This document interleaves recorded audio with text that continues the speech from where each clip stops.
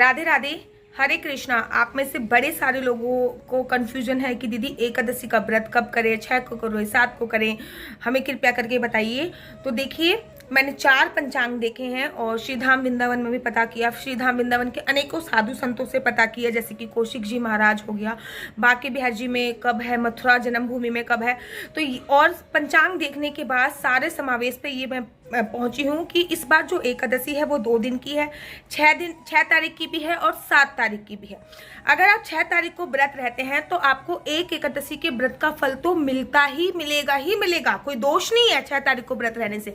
अगर आप 6 तारीख को व्रत रहते हैं तो आपको एक एकादशी का फल तो मिलेगा ही मिलेगा। लेकिन अगर आप 7 तारीख को व्रत रहते हैं तो आपको इस एकादशी पर 100 एकादशी का फल मिलेगा, क्योंकि इस दिन महाद्वासी है। और कहते हैं जब भी महाद्वासी होती है तो एकादशी का जो व्रत होता है वो द्वादशी वाले दिन रखा जाता है, अर्थात 7 तारीख को रखा जाता है। तो बांके बिहार जी के मंदिर के अनुरूप अगर आप माने तो 6 तारीख की एकादशी है, और राधा रमन की अगर आप माने तो फिर 7 तारीख की एकादशी है, कौशिक जी महाराज की माने तो 7 तारीख की एकादशी है। और 7 मतलब 4 पंचांगों में भी मैंने देखा तो 3 पंचांग के हिसाब से अगर हम रखेंगे तो 7 तारीख की एकादशी रखेंगे। अब दीदी आप कौन सी कर रही हो? तो मैं 7 तारीख को व्रत रखूंगी, क्योंकि महाद्वादशी है उस दिन, और महाद्वादशी का व्रत तो बहुत ज़्यादा संपूर्ण माना जाता है। अगर आप में कैपेबल है, मैं इतनी कैपेबल नहीं हूँ, क्योंकि इस टाइम पे आपको मेरी हालत पता है, तो इस टाइम पे मैं इतनी कैपेबल नहीं हूँ कि मैं 2 दिन व्रत रख पाऊँ। तो अगर आप कैपेबल हैं तो आप 48 घंटे का संकल्प करके 2 दिन का भी व्रत रख सकते हैं, ठीक है। बड़े सारे लोग क्या करते हैं कि 24 घंटे का व्रत रहते हैं, फिर पारायण करते हैं, फिर अगले दिन व्रत रहते हैं।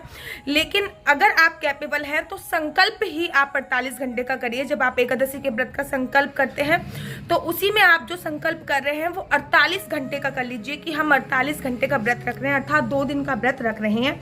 नहीं तो आप 6 तारीख का भी व्रत रख सकते हैं, आप 7 तारीख का भी व्रत रख सकते हैं। जब भी आपको सूटेबल हो, जो सा भी तिथि आपको सूटेबल हो, आप उस अनुरूप व्रत रख सकते हैं, तो अगर मेरी बात करी जाए तो मैं 7 तारीख को रखूंगी, मेरे हस्बैंड भी 7 तारीख को रखेंगे, मेरी माता जी भी 7 तारीख को रखेंगी।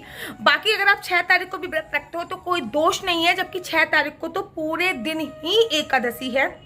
लेकिन 7 तारीख को 4 बजे तक एकादशी है, सुबह सुबह ब्रह्म मुहूर्त में 4 बजे तक एकादशी, उसके बाद द्वादशी लग रही है जो कि महाद्वादशी है, परिवर्तनी एकादशी है। परिवर्तनी एकादशी अर्थात इस दिन भगवान विष्णु करवट लेंगे, परिवर्तन करेंगे, एक करवट से दूसरे करवट पर लेते हैं, तो ये बड़ी एकादशी में आता है।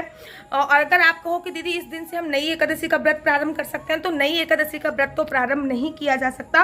वैसे तो आप नई एकादशी का व्रत का प्रारंभ किसी भी एकादशी से कर सकते हैं, लेकिन मैं कुछ एकादशी होती हैं जो बहुत इंपॉर्टेंट होती हैं, जैसे कि देवउठनी एकादशी हो गई जो भी अभी आएगी नवंबर में, उससे कीजिए प्रारंभ। निर्जला एकादशी आगे जो जेठ की है उससे आप प्रारंभ कर सकते हो। तो परिवर्तनी एकादशी है, बामन एकादशी भी इस दिन बोला जाता है, बावन भगवान की पूजा की जाती है, भगवान करवट लेते हैं। अगर आपने चतुर्मास का संकल्प ले रखा है तो इस दिन आप भगवान को करवट जरूर मत करवाइए।